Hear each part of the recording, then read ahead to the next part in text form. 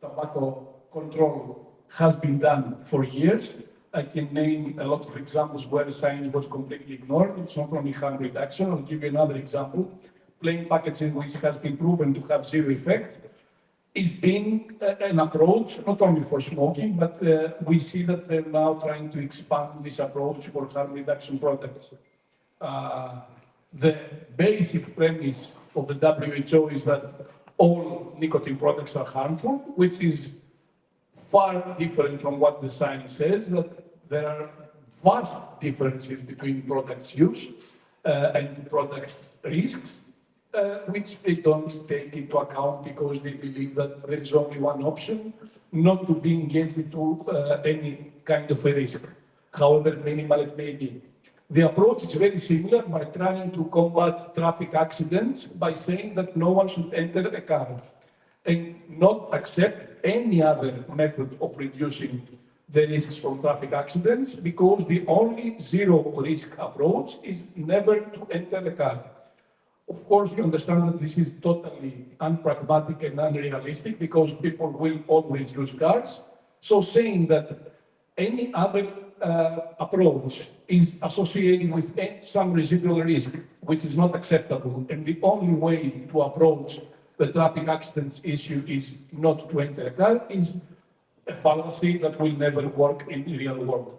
The same thing is happening with tobacco control, which has become a nicotine phobia and nicotine control. They believe that the only acceptable option is no nicotine use. They over-exaggerate any risks from nicotine itself. They abuse science in that respect, and they even ignore therapeutic and pharmacological effects of nicotine for several diseases, let's say Parkinson's disease, Alzheimer's disease. And they're not only doing that, but they are targeting anyone who has any different opinion or express concerns about their approach. That's exactly the mentality of the WHO CDC, which costs lives every day. It costs far more lives today with their denial for tobacco harm reduction than the lives that were lost with their awful policy and approach for drug use in the past. Why? Because the past mistakes of the WHO concerning drug use affected about 20 million intravenous drug users all over the world. The current approach for harm reduction, which is a complete disaster and costs lives, affects 1.2 billion people who are smokers all over the world. So that's going to be my introduction, because I have a lot of slides to share and I need to be fast. Hi, my name is Maria Papayomalu, and I am from Canada, and I start movements. I don't believe that organizations work just because there's so much back and forth, you know, the president, and then we have a board meeting and people complain. So I decided that I just don't work well with people, and I'm going to do my thing. I own vape shops in Canada. I was one of the first, and I realized that if I don't know what the laws are going on, then I'm doing a disservice to the people that I'm helping. I believe that vape shops save lives in the sense of we help create a better quality of life by helping people remove combustibles. So I advocate, and I advocate the way my heart tells me to advocate, because it's for people. And even now, after I've closed down my businesses because I just wanted to do this more, I have a picture. I have two pictures. I have a picture of Bonnie. Bonnie was in a nursing home, and she came to quit smoking, and we talked. And I took a picture of Bonnie because Bonnie loved dinner lady, the lemon pie. She loved that flavor. And she was 75. She couldn't stand tobacco flavor. And then there's Bob. Bob's in a nursing home. Bob has to secretly vape his e-cigarettes. And Bob gave me a picture of a stone so I can always be strong. So I have those two pictures all the time with me because those are the two of the people that I've helped while having a vape shop that deserve access to flavors They deserve to be heard, and they deserve a better quality of life as they get older.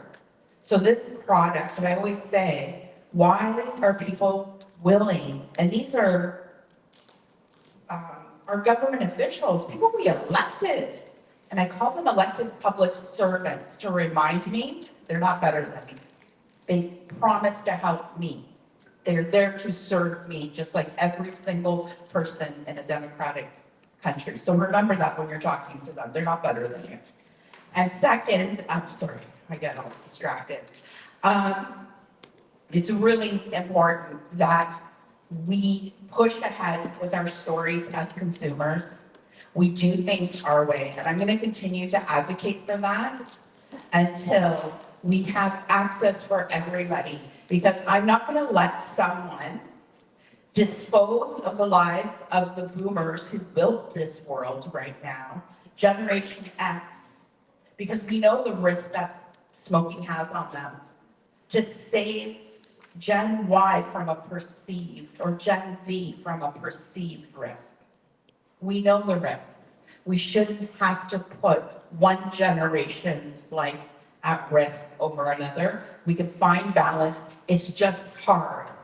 And maybe they didn't take the job because they don't want things to be hard. So just remember that when you're talking with people. Thank you, Maria. Roberto, do you want to say some words, or we can start with Dr. Francesco's presentation? 1 minute. Thank you very much for the invitation. And but we are here with a purpose to have the authorities, specifically the WHO, to hear our case. And it's fair that our case is heard. We know it's not going to be heard, but it's a matter of going on. And whatever the science is saying, and the anti-science will also be complaining, consumption goes on. And this is what will, in the end, save the day. The fact that the product has become popular and has fulfilled its usage as a smoking cessation, and it's a new product. It has the right to be legal and to be accessible to adults, especially to smoking, to adults who smoke. And yeah, consumption goes on, and whatever we say, even if people should not be disappointed if what we say does not have an immediate effect. It will not have an immediate effect. It's a long struggle. But consumption goes on. If you are using the products and your body has tolerated them, has accepted them, and has noticed improvement, and you have quit smoking, go on. Don't be deterred by all these political problems. And if you know people who might benefit, tell them and tell them that they have the option. Don't tell them, you should wait. No.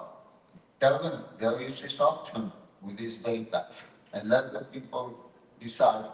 And if we continue like that, we will overcome the political problems. Thank you, Roberto. I guess we can start with the presentation of Dr. Francesco, please.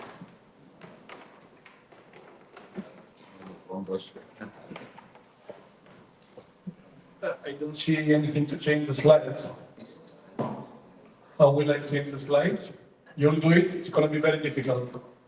I prefer to have something myself, if it's possible. So I cannot promise that you will like my presentation, but I can promise that it's a very unconventional presentation, because I'm not going to talk about the usual stuff. This is better, this is less harmful, it has lower toxins or not.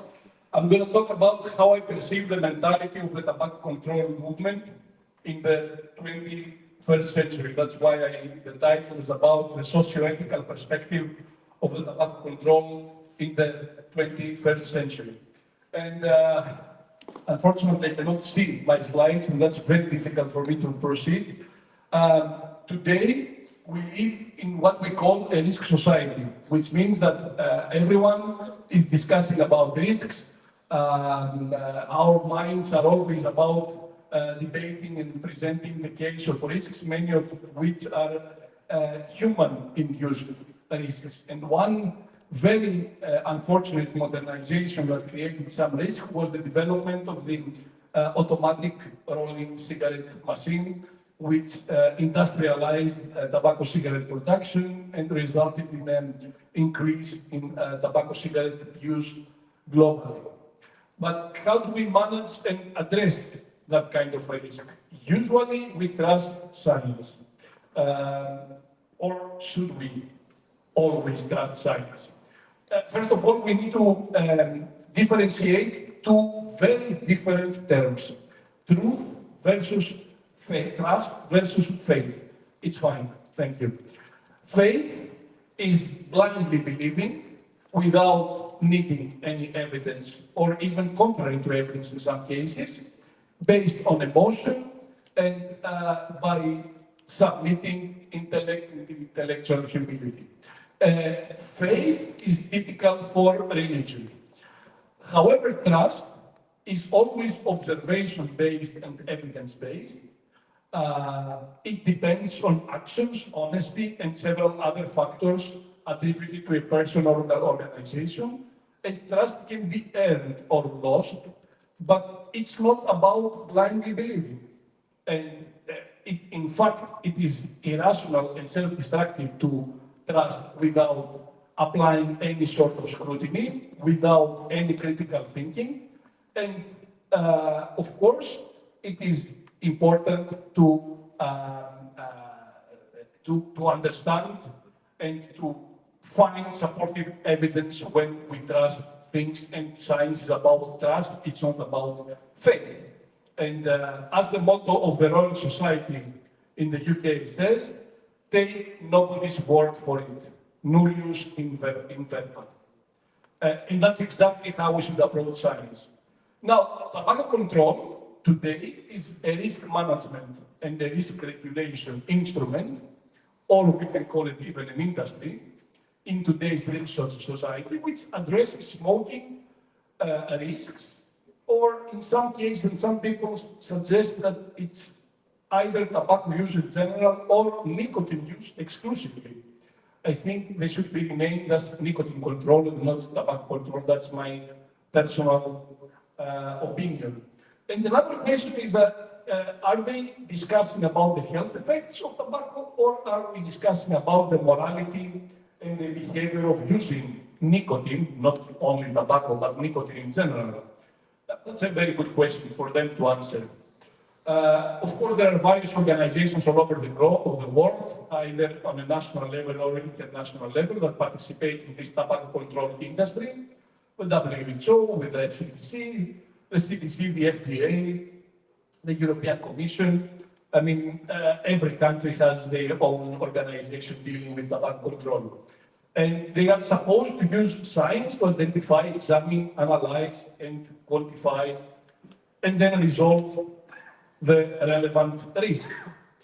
Concerning the risk of smoking, we do have a tremendous amount of evidence, and we know the risks of smoking since the 60s.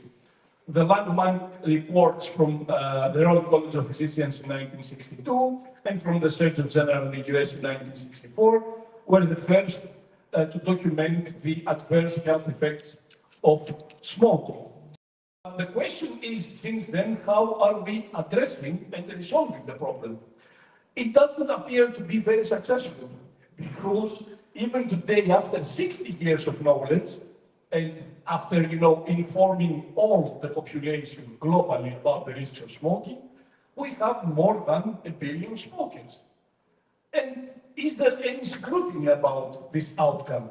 Has anyone criticized these organizations involved in tobacco control about the fact that we still have 1 billion smokers? It appears that we don't apply any scrutiny on them. Now, tobacco harm reduction and tobacco control. First of all, tobacco harm reduction, paradoxically, is mentioned as a key strategic approach within the FCDC.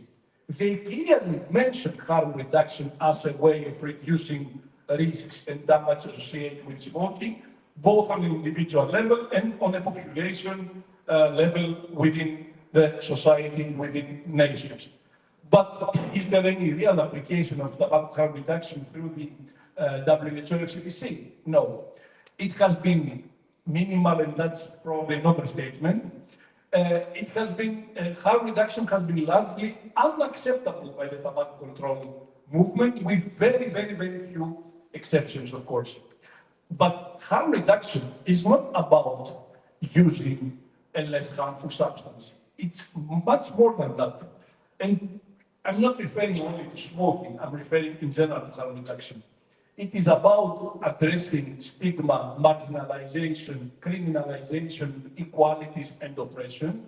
And we see today that for the tobacco control movement, for the vast majority of it, smoker is an enemy. It's not smoking, it's the smoker who is the enemy. And they apply rules and regulations that deprive smokers from their dignity. It is, of course, harm reduction is also an effort to protect public health and personal health, but it is also a strategy to protect dignity and liberty for people, not only who smoke, but for people who use drugs and for all other aspects of a harm reduction strategy. It's all about this and not only about having access to a less harmful product. Tobacco harm reduction is also a human rights issue, and that is according to the WHO, because in the Ottawa Charter for Health Promotion in 1986, a declaration by the WHO, people cannot achieve their fullest health potential unless they are able to take control of the things that determine their health.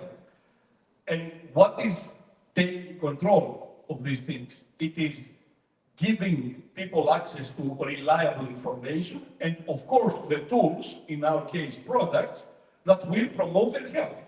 So the WHO is working against their own principles, against their own declaration on health promotion.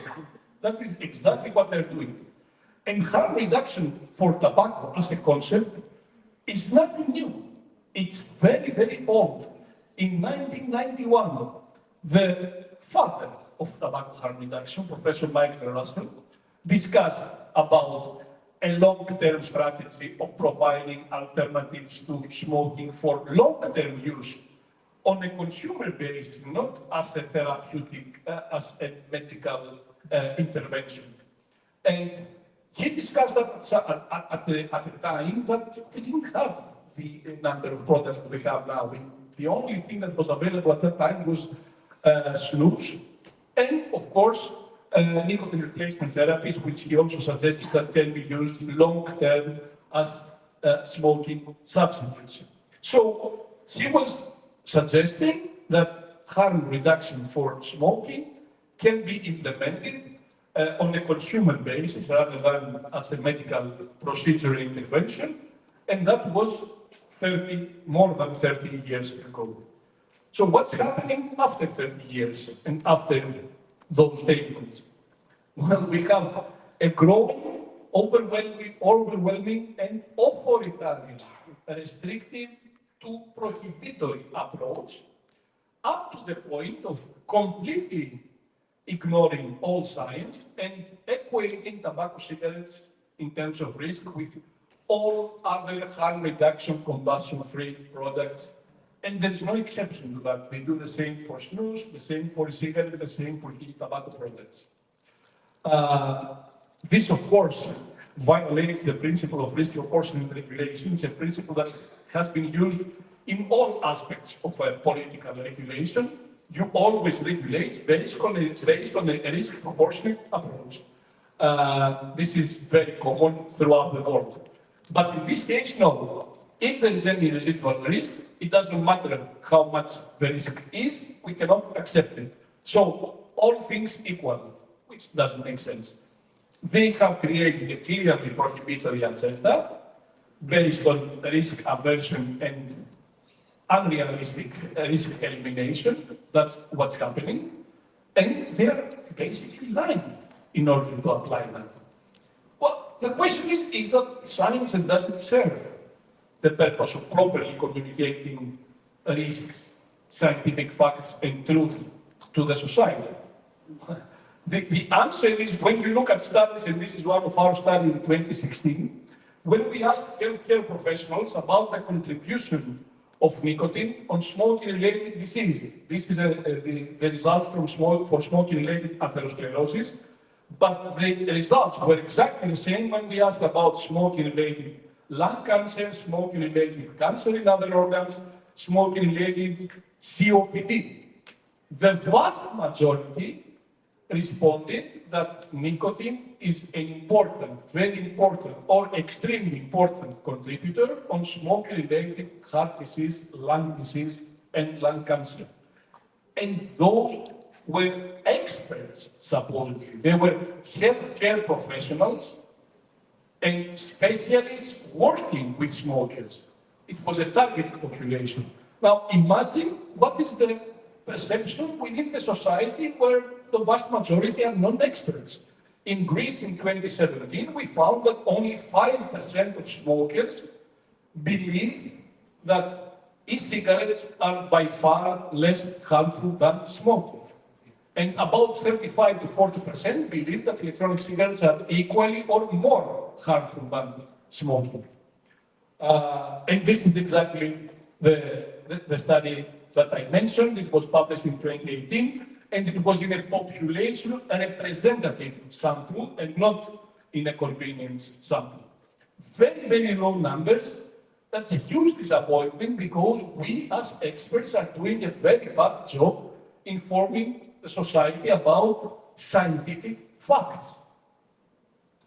Now, the problem with the tobacco control approach and stance is that they are persistently dogmatic. And they continuously cherry-pick evidence. In many cases, they also misinterpret and mispresent evidence to support their own views. As I said, it's a matter of whether you use science to make decisions or you use science after you make your decisions in order to support your predetermined decisions. They also attempt to suppress any criticism with a pretty unethical way.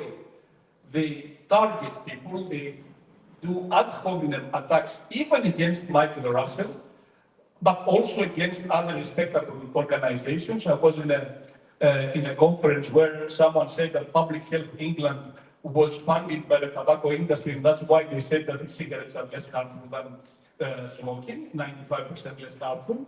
That's exactly what he said. And he was a physician. He was not, someone who isn't supposed to know what's going on.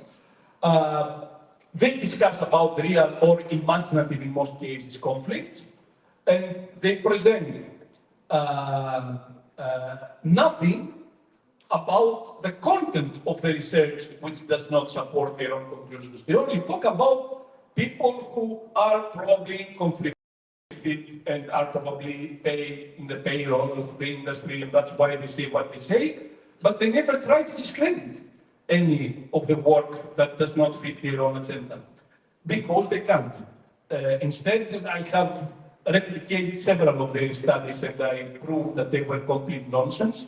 There were studies which reported aldehyde emissions from e-cigarettes which were 2 to 3 orders of magnitude, that is 100 to 1,000 times higher than the real values when we replicated the studies and we published the studies. Still, none of these studies have ever been retracted from the literature. And so they're doing that, and then they're engaged in a fear-mongering campaign with an extreme application of the precautionary principle. What's the precautionary principle? We don't know what's going to happen in the future. Initially, it was for the first 10 years. Now we are more than 10 years with e-cigarettes in the market. We don't know what's going to happen in 20 years. In 20 years, we will never know what's going to happen in 30 years. In 30 years, we will never know what's going to happen in 40 years. So using this, uncertainty, which propagates over time forever, it's going to happen forever, Is that a way of making regulatory decisions by denying facts and what's happening today and what we know today, and only create policies and regulations based on unknown, theoretical, in most cases, concerns that have never been shown to have any truth? And look what's happening, how this fear-mongering campaign is being held. You know, a value. The name of a value is e-cigarette or vaping use associated language. So to make sure that everyone associates a value with e-cigarettes, they use both the term e-cigarette and vaping in the name of the condition. And even when the CDC themselves publicly accepted that it was due to illicit THC use, THC oils that were evaporated and aerosolized through devices, they never changed the name because they still want people to associate this condition with electronic cigarettes or vaping. And they're doing their best to make sure to propagate this kind of misinformation. Another thing is that the vape epidemic, you know, we use some flamboyant, very impressive words to create fear among the population. The epidemic of youth vaping in the US, a disaster for our kids. Kids are vaping, and that's a disaster for the new generation. In reality, you see that during the period that electronic cigarettes became popular, since 2010, 2011, smoking rates have gone down at a far more accelerated rate and have reached historically low levels. In fact, the next generation of Americans is going to be a smoke-free generation. But they don't tell you that, or they report that separately from e-cigarette use, and then they say that e-cigarettes are a gateway to smoking. Where is the gateway? Where is the decline in the reduction of smoking rates? Where is the reversal and the increase in smoking rates if e-cigarettes were a gateway to smoking? We did studies using US data from the CDC, the National Youth Tobacco Survey is being performed by the CDC, not by ourselves. And we took the data set and we analyzed the data, and we saw that e-cigarette use among non-smoking youth is extremely rare. And if you talk about regular use, it's less than 1%, 0.5%, even less than that. And not only that, but even those vaping rates, which were mostly experimentation, mostly involving adolescents with a smoking history, they are going down. You know, the more you talk about them, the more tempting it is for an adolescent to use an e-cigarette. The less you talk about them, the less likely that they're going to try an e-cigarette. And the rates are going down. So where is this epidemic? Where are these deaths that we are supposed to see coming from vaping and all this harm? The precautionary better safe than sorry principle is a principle which has huge problems. And I don't have the time to explain all of them in detail. I'm just going to mention the titles. There is no objectivity. It distracts from grave threats. It is vague and unclearly defined. That means that, you know, if I want to decide in favor of a product, I can be less precautious. If I want to decide against a product, I will be more precautious. There is no limit on how precautious you can be. You can say that the evidence is reasonable. You can always say that we don't know everything. And of course, we will never be able to know everything because humanity evolves by learning new things all the time. We will never reach to a state where we will know everything about everything. So it's quite flexible. It's a principle that can be used as anyone wants to use it. There is no comprehensiveness, so there are no one discusses about the benefits and adverse effects of the regulation. They only consider as benefit, okay, we're going to ban e-cigarettes, so youth are not going to use them, and people in general are not going to use them, but they create an illicit market which is far worse than before, and use of these products increases instead of decreasing. And we saw this happening typically in India. India had a very small vaping market. Now you can find cigarettes everywhere, in every corner, but it's completely uncontrolled. And the government pretends that they are blind, they don't see it because they have supposedly banned the products. So they often have the inappropriate burden of proof, which is exactly what I told you. We don't know what's going to happen in X number of years, and you can use whatever number you want in that X. It never ends, so uncertainty never ends. And it is also asymmetrical because it's innovation. If you don't know, I mean, imagine medicine today. If we were asking all medical companies, pharmaceutical companies, to provide evidence of 30 years of use for any antihypertensive medication, I'll give you an example, before marketing the product, today we would have 0 antihypertensive medications in the market because it is impossible financially. And I'm using the example of antihypertensives because there are people who are going to use antihypertensives for 30 and 40 years. Now, if we were expecting long-term evidence on safety and efficacy before marketing this product, tell me who has the money to fund research on thousands of people for 30 or 40 years without marketing the product? It is impossible. So by definition, that the bar that they set is something so unrealistic that no one can get there. So we will never have evidence simply because they suggest that we need evidence before marketing. Finding evidence, long-term evidence before marketing is impossible. So what they're just saying is that we will never be able to have any kind of evidence because we're not allowing them to generate any kind of evidence. And of course, it fails to accommodate trade-offs. These are the problems that were mentioned in a paper, in a scientific study concerning the precautionary principle. And vulnerable to corruption, of course, they get all the power to control behaviors, to control commerce, to control innovation, to control everything. And then you understand when you have so much power in very few people, creates vulnerability to corruption. I can share the slides if you want to see more details. And that's why the author of this analysis said that there is nothing wrong with the precautionary principle as long as it's not used for decision making. So it's completely inappropriate, it's disastrous. It has been proven to be disastrous in many aspects in the past, and it is disastrous even today in tobacco harm reduction. So one of the methods that the tobacco control, besides all this, they're using is, it's all about the kids. Oh, the kids, we're going to kill the kids. We're going to cause damage to the kids. This is strictly a slogan that is based on emotion. So it's nothing scientific. It's only emotional. And by emotion, you see the definition of emotion. It's basically an impulse that is not necessarily associated with any real evidence.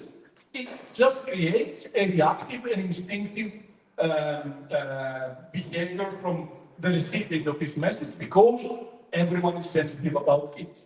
So we don't really need any evidence. It just by saying that kids are in danger is good enough to promote their own agenda. Of course, that also creates an intergenerational discrimination because we're saying that we're going to sacrifice smokers, adult smokers, to protect the kids, which is a false dilemma. It's a false dilemma because with their decisions, they're doing both. They cause damage to the kids because they give them access to illicit products which have no control and no quality criteria, and at the same time, they deprive many smokers from making a switch to less harmful products. So it's a lose-lose situation with their regulation, but their approach even creates this intergenerational discrimination, and they're losing focus. They're not talking about health harms. You know, snus has so much epidemiological, long-term evidence on humans, not on animals or cell cultures, that it's almost harmless, and still the EU, for example, the European Union, has banned snus. It's not sold anywhere besides Sweden. And Sweden got an exception just to enter the European Union. It's not about science. It's not about harm and health effects. It's about criticizing behavior in a pseudo-ethical way. They consider a sin to use nicotine. Nicotine use is considered a sin. It doesn't matter if it causes harm or not, but no one talks about caffeine use and people being addicted to caffeine. Why? Because caffeine does not cause harm. Why would we discuss about nicotine being addictive if nicotine, in a clean form of course, does not cause harm or causes absolutely minimal harm, if any? The debate is only about nicotine, it's not about caffeine. So, tobacco control has become something like an atheistic religion. It's on the goodwill, on the pure motives, on the lack of funding from the industry, because, according to them, it's a bad thing to produce good science when you're funded by the industry. I've never been funded by the tobacco industry, but I'm just saying in general. It's pretty bad if you are funded by the industry despite producing good science, but it's perfectly fine to be funded by a wholly, in quotes, organization and produce biased and in some cases, genuinely dishonest science. Because there are cases where people intentionally produce dishonest science and intentionally misinterpret and mispresent evidence. But we need to have faith in them. Well, that's not science, that's a form of scientism. They say that, we are right because we saw what happened with tobacco cigarettes, we saw what happened with smoking in the past. They use the past, but for something that is extremely different.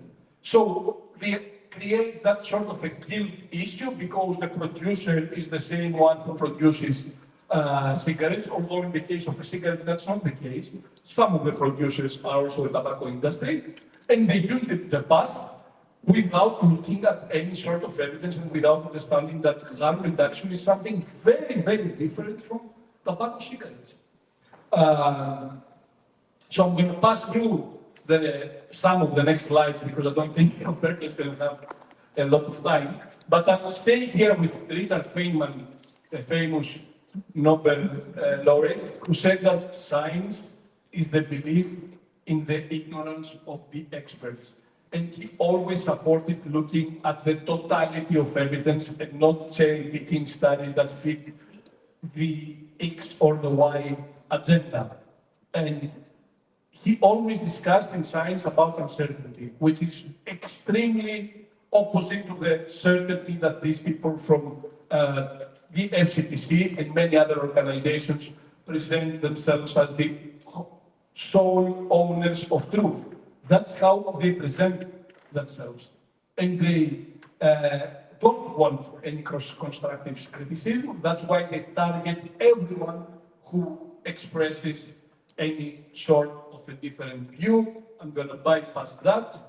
So we have today an anti-harm reduction hysteria, which is becoming oppressive, intolerant, and authoritarian. This is what has been happening for several years now with tobacco control. And it looks very much like the iron cage that Max Weber was writing a century ago concerning bureaucracy and capitalism. He was discussing about this bureaucratic giant which concentrates large amounts of power in the hands of a very small number of people, and that generates oligarchy. And that's what we have in tobacco control. We have a form of scientific oligarchy, that they are the sole, as I said, owners of the truth.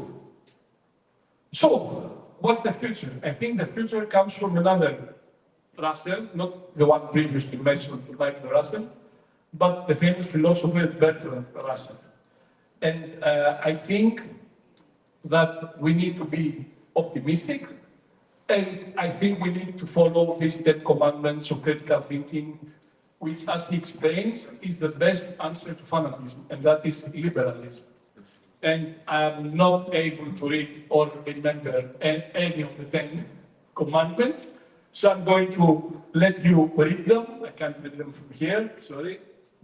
My vision is not that excellent, but I will let you read all of them, and I asked the organizers if anyone wants, I can share the slides. But the main point in these 10 commandments is do not fear to be assertive in opinion, for every opinion now accepted was once considered assembled. Thank you very much. Sorry for taking Thank you.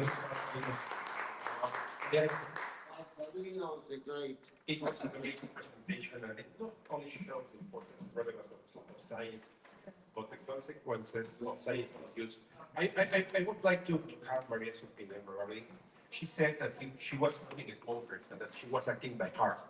But without a doubt, science and the aspect of harm reduction of these products has helped you a lot, I think. So I would like to have your opinion in how being a consumer, science has helped you to help people to quit smoking.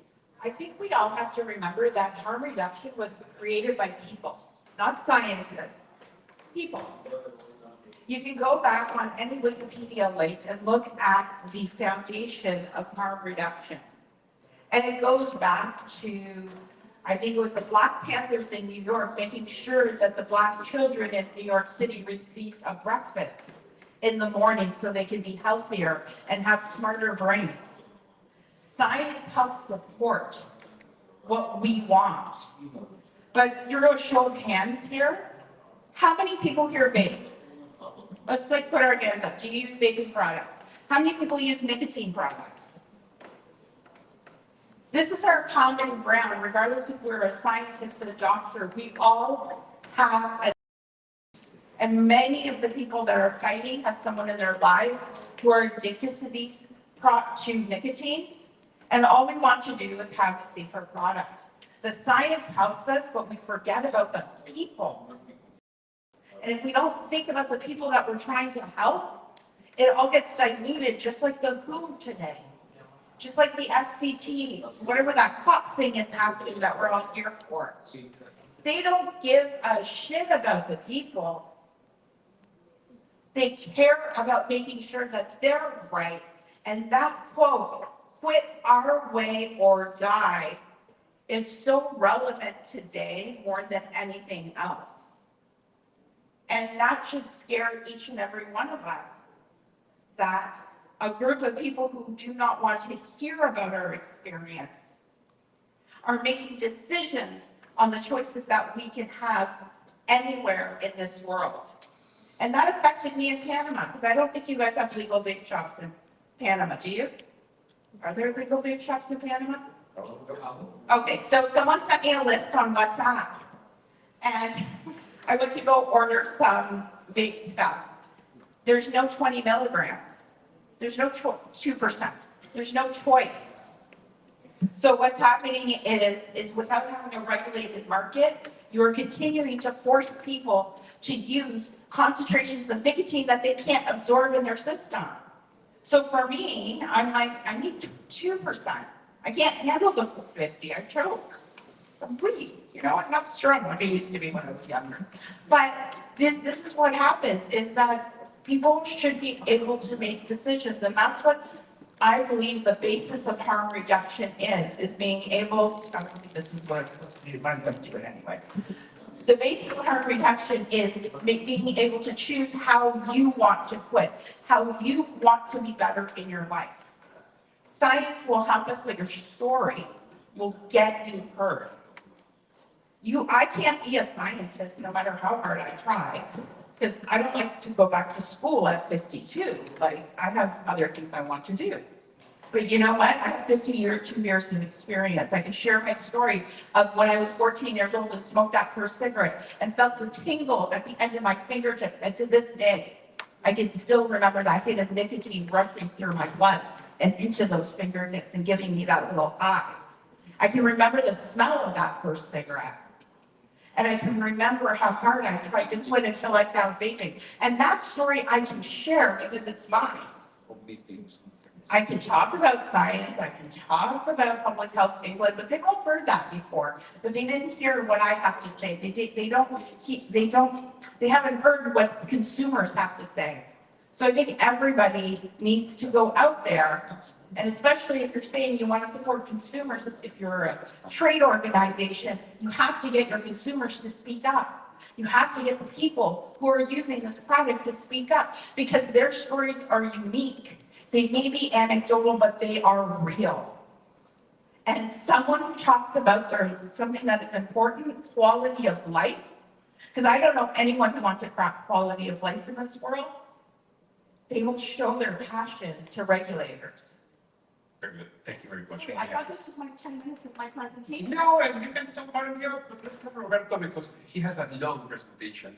Yeah, so if you guys want to talk to me, you can talk to me out there. No, we haven't finished with you. And Roberto, please, if you can start with your presentation. I guess they have solved the Yes, slides problem. yes, yes.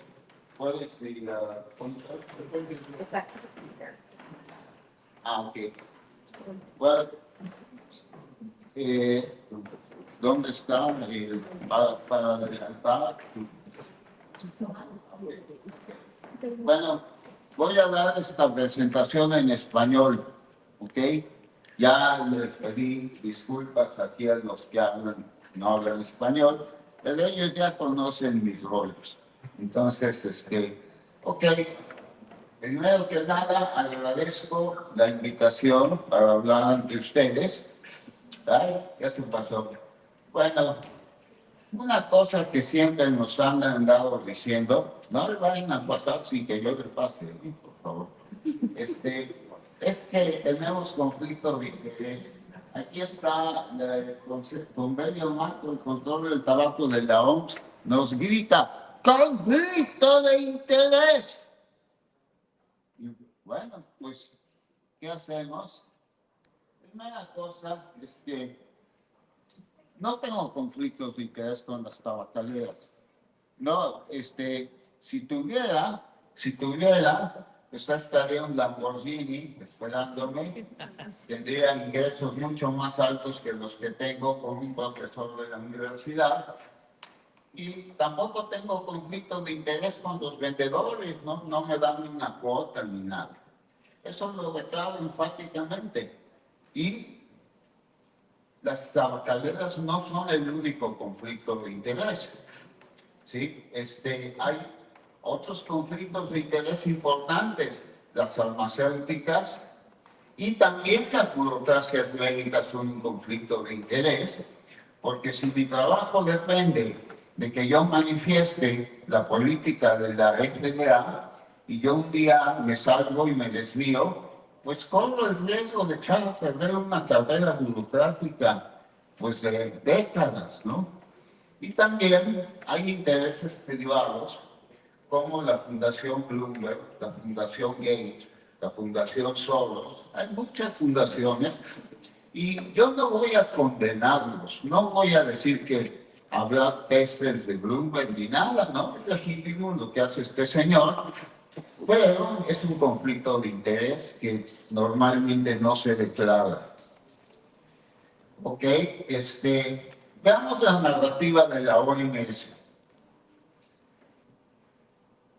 Aquí está. Espero no haber violado alguna ley por poner su rótulo. Yo creo que no, porque esto es nada más para consumo aquí en la... Bueno, advierto eso, porque creo que ha habido gente que se ha metido en líos por poner el rótulo de la OMS. Ok, la narrativa de la OMS es que todo esto que llamamos reducción de daños del tabaquismo es una táctica de la industria tabacalera para crear generaciones de jóvenes. Esa es una narrativa que pueden encontrar en cualquier documento de la OMS. Y aquí leo un poco. Las tabacaleras se dieron cuenta que el cigarro de tabaco va para abajo. Y entonces, eso llevó a la industria a revisar sus viejas tácticas para restaurar su mancillada reputación, conseguir una nueva generación de consumidores. ¿sí? Todavía hoy con esa comercialización engañosa, la industria sigue usando la estrategia de abogar por una reducción de los daños para la salud mediante nuevos productos como los sistemas electrónicos, ¿sí? De nicotina, etcétera, y comúnmente, etcétera, etcétera, etcétera. O sea, todos nosotros somos una vil táctica, estrategia de unos malditos que se reúnen en un cabal y que están dando órdenes. Y todos somos unos agentes del mal. O sea, este es obvio un buen material para una serie B de Netflix, ¿sí? Bueno, pues eso es como nos ven. Ahora, la estrategia o sea, esta es una manera de describir a la estrategia de reducción de daños como si fuera un caballo de Troya. Nosotros somos un caballo de Troya manejado por intereses nefastos para infiltrar la sociedad. Tráiganme a sus adictos. Sí, Jesucristo dijo, tráiganme a sus pecadores, tráiganmelo, yo los voy a redimir. Las tabacaleras dicen, tráiganme a sus jóvenes, que los quiero hacer adictos. ¿Sí? Es una narrativa religiosa, en cierta manera. ¿Sí? Ahora, vamos a ver en qué está basada esa narrativa. O sea, esa narrativa no surge por gusto. Está basada en los eventos que sucedieron en los años 1970-1990. ¿Qué es lo que teníamos? Teníamos un control de tabaco incipiente, formada principalmente por médicos, activistas, que se enfrentaban a un tremendo oligarca de la industria tabacalera. La industria tabacalera se ganó su mala fama a pie de la letra, ¿sí? Eso sabemos que sucedió entre 1970 y 1990, y esto dio pie a la creación de toda esta institucionalidad que tenemos de control del tabaco. Esa era la situación en esa época. Pero las cosas cambian.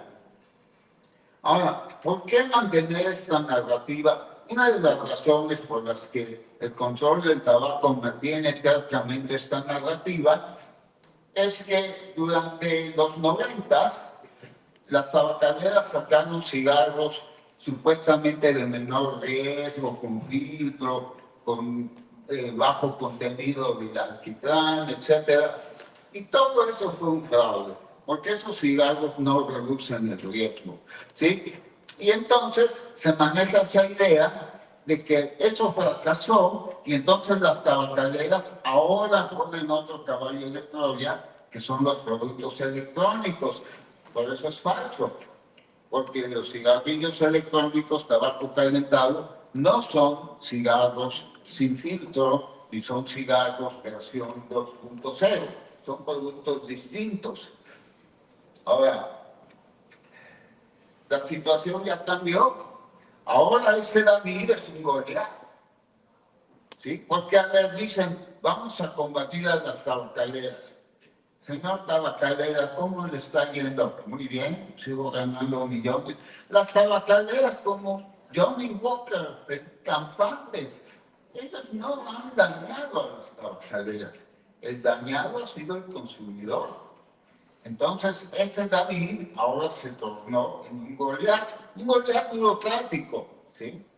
Un Goliat burocrático.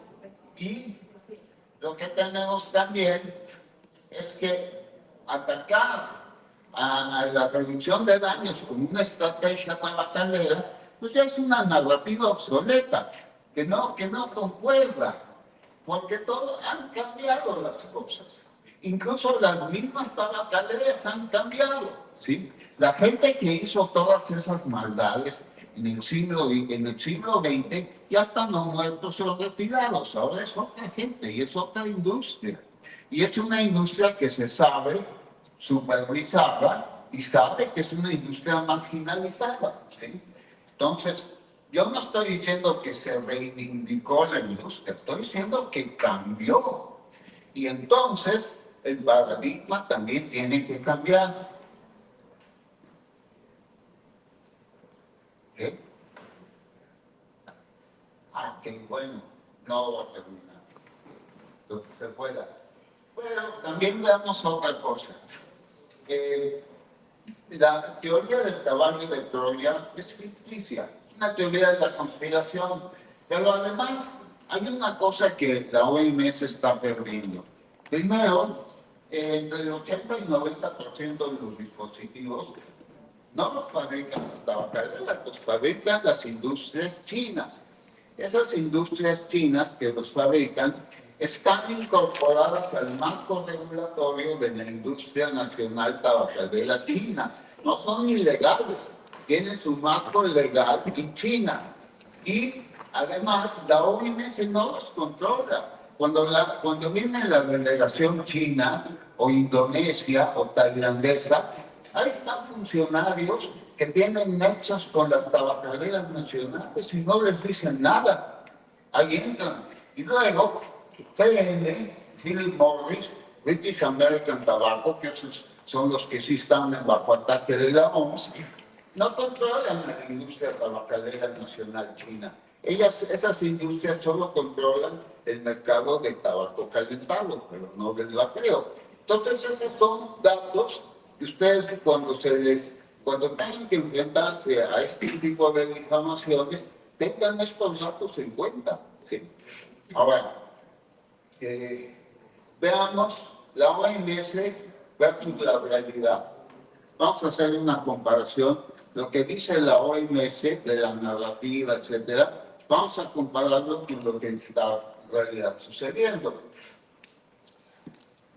Bueno, estos países han acogido la reducción de daños como política oficial de salud. Reino Unido, Nueva Zelanda, Suecia, Noruega, Islandia y Japón. ¿Y qué ha pasado en estos países? Primero, se trata de países con excelentes estándares de salud pública. No solamente eso, sino además son signatarios del convenio marco y contribuyen y dan contribuciones a la OMS. O sea, no son países así remotos, dictatoriales, marginales, que son mal ejemplo, al revés. Son países que son buen ejemplo a seguir en políticas de salud. Ahora, la reducción de daños del tabaquismo adoptada en esos países no produjo ningún desastre. Si adoptas esa política, desastre. No, al revés. Esto provocó descensos en el tabaquismo. Y esto se puede ver en estas gráficas, como por ejemplo aquí, ven ustedes cómo en Reino Unido y Nueva Zelanda, el tabaquismo ha descendido mucho más rápido que en países que tienen actitudes más prohibicionistas, como Inglaterra, como Estados Unidos y Australia. Aquí se ve cómo está descendiendo. Fíjense, en mi propio país, México, el tabaquismo se ha mantenido estático prácticamente por 20 años, alrededor del 18-20%. Y fíjense cómo Nueva Zelanda consigue bajar de 15% a 9% en un periodo de 4 años, porque está buscando la reducción de daños. Entonces, estas son pruebas de que la narrativa que estamos refiriendo es falsa, no está sustentada en los hechos. Aquí hay más ejemplos. El snus en Suecia. El snus típicamente lo usan los hombres suecos. Y aquí esta gráfica muestra el consumo de nicotina. Y fíjense cómo en Suecia los hombres consumen mucho más nicotina en forma oral que en forma fumada. Las mujeres no tanto, aunque empiezan, pero en Suecia se considera el snus un hábito masculino, ¿sí? Y además, Suecia es un país único. Noruega ya está alcanzando, pero por el momento todavía Suecia es un país único porque consume mucha nicotina, pero la consume en forma oral. O sea, porque no solamente es el vapeo el que la OMS condena, es también el tabaco oral, ¿sí? Ahora, ¿qué papel desempeña el OCEAN? O sea, el OCEAN son los sistemas electrónicos de entrega de nicotina. Ya voy. Ya han terminado. Ok, está bien. Bueno, hasta la fecha, lo que ellos dicen es que no sirve para dejar de fumar y que además es una puerta de entrada, ¿sí? Que provoca que la gente que los usa transite al tabaquismo. Aquí están estas líneas, me voy un poco más rápido. Sin embargo, los datos no muestran eso. Veamos en Noruega, ya vimos a Suecia, o en Noruega. Este es, en hombres y mujeres, la curva roja son los que fuman y va de bajada de picada. Además, estamos hablando de jóvenes entre 16 y 29 años, porque un argumento de la narrativa de la OMS es que los jóvenes se vuelven adictos y empiezan a fumar. Pues no, es al revés, ni hombres ni mujeres. Conforme aumenta el snus, el uso del snus, baja el uso del cigarro. ¿Y qué consecuencias tiene esto? Pues aquí están los datos sobre Suecia. Lo que sucede es que Suecia tiene los índices de enfermedades relacionadas al tabaquismo más bajos en toda Europa y probablemente en todo el mundo. Sí, Australia, de todos estos países son desarrollados y que son muy prohibicionistas, no tienen el récord de Suecia. Sí. Ahora, una cosa interesante, bueno, eso está sustentado en artículos. Sí. Ahora, una cosa importante es que, por ejemplo, en la misma Suecia, el control del tabaco es también muy prohibicionista. Suecia ahora tiene una política distinta porque cambió el partido en el gobierno. Pero decían ellos, no, nada de snus. Es el control de tabaco que nosotros hemos hecho, lo que es el milagro sueco. Pues falso. Eso es completamente falso, porque miren, aquí tenemos en el círculo rojo están, esto se refiere a jóvenes.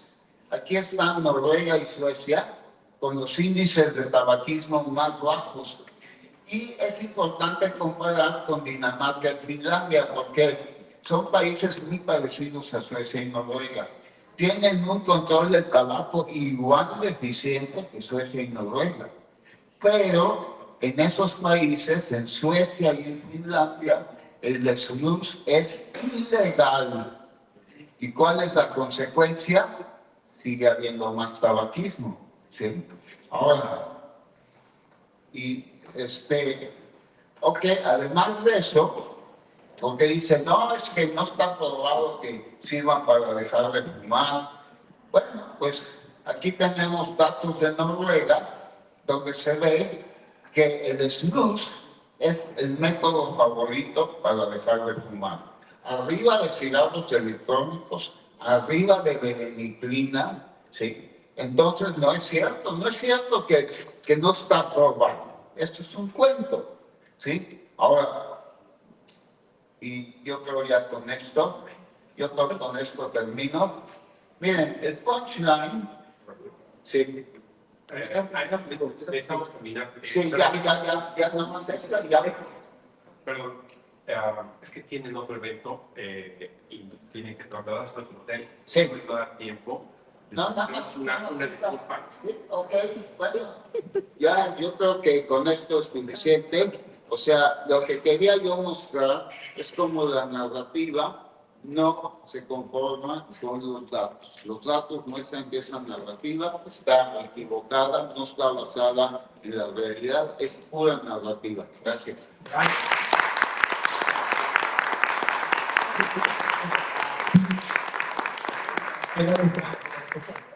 Dr. Fossalins and Roberto Thomas for being here. As you know, they want to be here with this because of their knowledge. So I want to give you behalf of the organization of the event this program, and also to Roberto. and then we can close this chat. We can close this chat with the consumers table. And Absolutely. and thank you very much. Thank you, Dr. Francisco.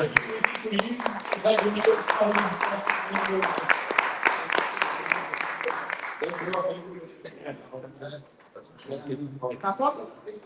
¿Una foto, por favor? ¿Todavía es una foto, por favor?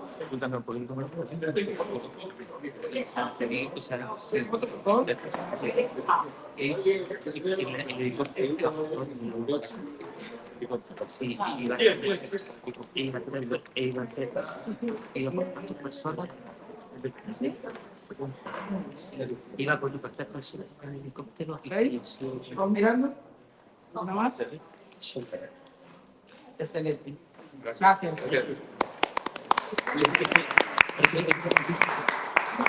A la orilla y los brazos no le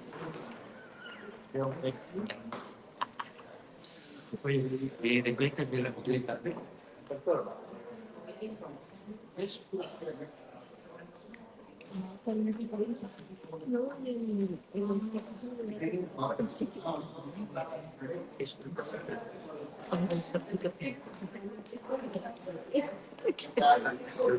Agradecemos a todos nuestros panelistas y moderador por su participación. Creo que todos morimos de hambre, así que vamos a hacer una pequeña pausa.